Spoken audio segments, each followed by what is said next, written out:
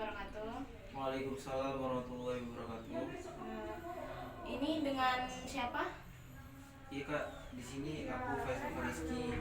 Oh, Faiz. Di sini duduknya udah nyaman ya? Iya kak, alhamdulillah udah enak, udah nyaman. Oke. Terima kasih udah mau datang ke ruang lab ini. Gimana kabarnya Faiz? Alhamdulillah baik kak. Oke. Rumahnya di mana? Rumah saya di Tanjung Senang kak, Bandar Lampung. Oh, Tanjung Senang. Terus ke sini naik apa? Saya kesini naik motor kak. Naik motor sendiri. Iya sendiri. Aktivitasnya Faiz sehari-hari apa? Biasanya saya ini kak, kalau untuk sekarang ini saya lagi sibuk kuliah sih kak. Sibuk kuliah. Tapi kuliah aja nggak sambil kerja gitu? Enggak. Saya lihat kamu datang ke sini ada yang mau disampaikan ya ke saya. Iya. Saya ini apa? Ada masalah kak. Oh, masalah tentang apa? Saya mengalami kecemasan kak yang berlebihan. Oke. Tapi kamu tahu nggak konseling itu apa? Enggak tahu kak. Hmm, Belum pernah dengar ya? Iya. Jadi konseling itu proses bantuan yang diberikan oleh konselor untuk konseling dalam rangka memecahkan masalah. Udah mulai paham? Iya paham kak. Oke. Dalam proses konseling ini ada 3 asas. Yang pertama itu asas keterbukaan, yang kedua asas kesukarelaan, dan yang ketiga asas kerahasiaan. Dalam konseling ini juga kita dibatasi waktu. Kita hanya punya waktu 1 kali 25 menit. Saya harapkan dalam waktu yang singkat ini kita dapat memanfaatkan dengan semaksimal mungkin ya. Tapi jika kita rasa waktu ini belum cukup, jadi kita bisa ketemu di sesi berikutnya. Baik kak.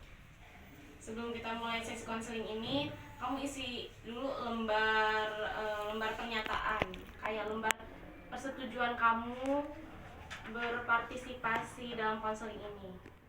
Tapi untuk identitasnya dirahasiain nggak apa-apa.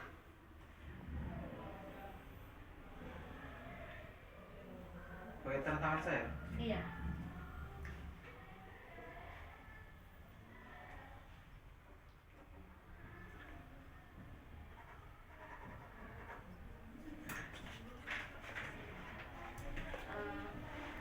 Lanjut ya.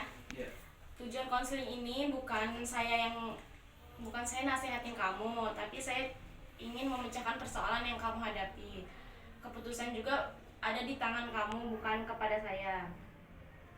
Terus selanjutnya, apa Faiz sudah siap buat mulai sesi konseling ini? Siap kak. Sekarang ceritain apa yang pengen Faiz ceritain.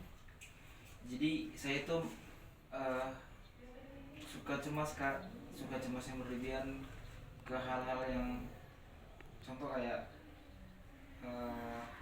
kunci motor hilang, lupa naruh gitu. Itu pasti cemasnya parah sampai berkeringat gitu ya, paniknya berlebihan kak. Sampai kata teman-teman juga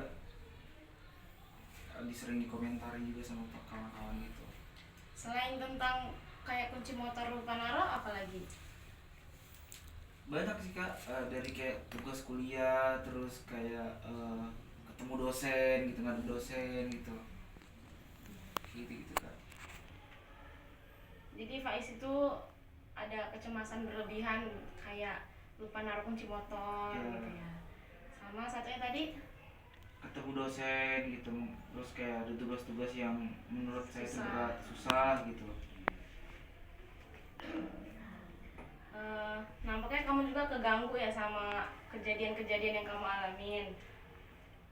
Terus juga kamu suka ngerasa kayak nggak enak gitu nggak sama diri kamu kalau misalkan kamu tuh sebenarnya nggak mau punya rasa kayak gitu, tapi mau dihilangin juga susah. Iya kak, saya itu terganggu banget di kehidupan saya, makanya saya datang ke kakak untuk menjalani konseling ini kak. Untuk memperbaiki sekarang ini, apa kamu nggak pernah untuk coba untuk ngurangin rasa kecemasan berlebihan itu? Apa gimana? Udah kak, cuman sulit. Oke, sulit ya. Biasanya emang kamu ngelakuin apa? Saya berusaha untuk berpikir, berusaha untuk tenang ketika menghadapi masalah, berusaha untuk tenang, tapi nggak bisa. Pikiran-pikiran negatif tuh muncul aja terus. itu yang buat saya mungkin yang bisa menyebabkan saya faktornya yang cemas berlebihan gitu. Menurut kamu cara itu efektif nggak? Dari 1 sampai 10 deh, seefektif apa? Berapa angka? 4 sih kak. 4 ya. Berarti masih di bawah rata-rata ya. Yang terjadi dalam diri kamu ini, menurut saya mungkin ya pola pikir kamu, karena kamu menganggap bahwa menghilangkan rasa kecemasan itu, kecemasan yang berlebihan itu ya berat gitu, sehingga yang kamu inginkan adalah mau berusaha untuk berubah walaupun sedikit demi sedikit. Saya pengen tahu nih, menurut kamu yang kamu lakukan ada rasa kecemasan berlebihan ini udah benar apa belum? Kayak kamu tadi pengen tenang kan, menurut kamu itu udah bener apa masih kurang? Kalau saya kurang sih karena saya juga masih itu nggak ngasih apa-apa, cuman tenang seketika. Itu durasi juga pendek gitu, makanya saya kasih poin 4 tadi. Tapi nanti kalau misalnya ada kejadian lagi, keulang lagi gitu. Iya, malah bisa lebih parah. Setelah kamu sadar bahwa yang kamu lakukan ini salah, kurang maksimal, kira-kira apa yang pengen kamu rubah setelah ini untuk mengurangi rasa kecemasan tersebut? Kalau saya kayaknya berhenti untuk overthinking sih kak, terus berpikiran negatif gitu. Kayaknya saya harus berpikir secara rasional kak. Setelah kamu nanti selesai melakukan sesi konseling individu ini, kamu komitmen untuk benar-benar ngelakuin hal yang pengen kamu rubah. Saya ingin meminta kamu jadi sama kayak tadi sih, tapi kan tadi cuma tanda tangan aja ya. Kalau sekarang itu ditulis presentasinya. Misalkan menurut kamu mengurangi rasa kecemasan itu kamu dengan cara apa? Entah ngobrol sama teman-teman, banyakin ngobrol, atau bermain sama teman, atau healing, atau gimana gitu. Nah, nanti kamu tulis presentasinya itu berapa. Misalkan presentasinya 10, karena menurut kamu cara itu sangat efektif gitu ya.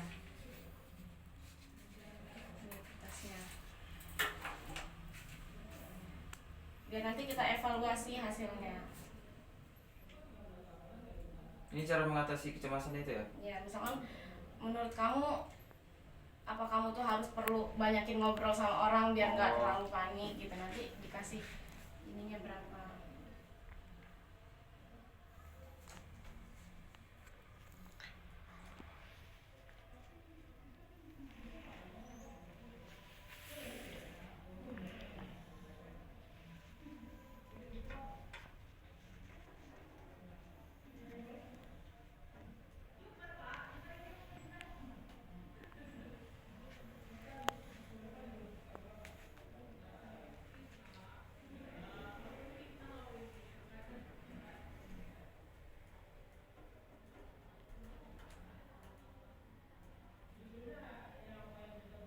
Udah kak.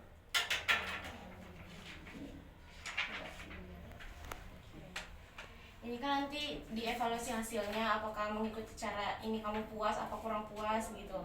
Jadi kita bisa lihat apa aja yang harus kamu rubah supaya kamu bisa menghilangkan rasa kecemasan tersebut.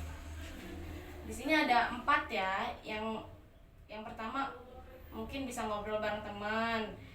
Yang kedua itu mungkin kamu nggak boleh sering-sering sendirian, terbuka kepada orang terdekat, dan juga mungkin bisa liburan bareng keluarga.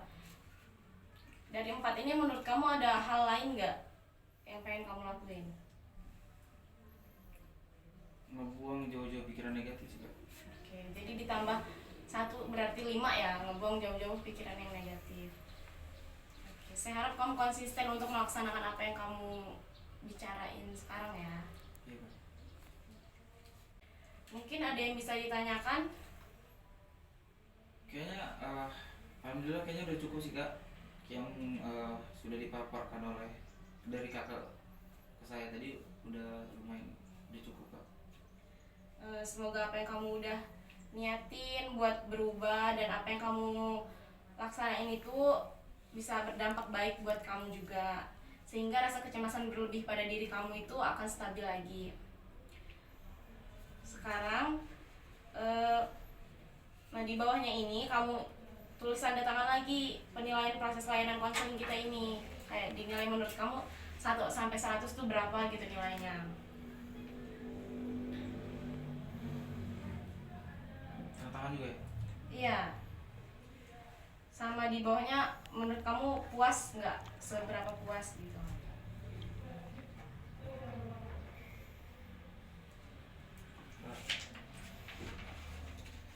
Berarti udah cukup lah ya ini.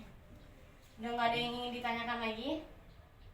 Nggak ada kak, mungkin paling nanti kalau misalkan saya ada keperluan lagi sama kakak, saya mungkin akan menghubungi kakak lagi. Oke, baik. Nanti kita atur lagi jadwalnya untuk sesi berikutnya ya. Oke. Karena keterbatasan waktu kita, jadi kita akhiri aja kali ya sesi konseling ini. Terima kasih Faiz sudah mau datang ke sini, udah mau luangin waktu buat cerita. Nah, terima kasih buat Faiz sudah mau datang ke sini. Gimana menurut Faiz, udah lega atau masih kurang? Alhamdulillah kak, saya udah lega kak tentang apa tadi kakak sudah mau memaparkan materi yang tadi itu. Oke. Saya lebih bisa berpikir lebih jernih atau positif lagi kak. Kalau begitu kita akhiri aja ya. Oke, jadi kakak tutup ya sesi konseling individu pada siang hari ini. Saya akhiri. Wassalamualaikum warahmatullahi wabarakatuh. Waalaikumsalam warahmatullahi wabarakatuh. Terima kasih kak. Iya, sama-sama Faiz.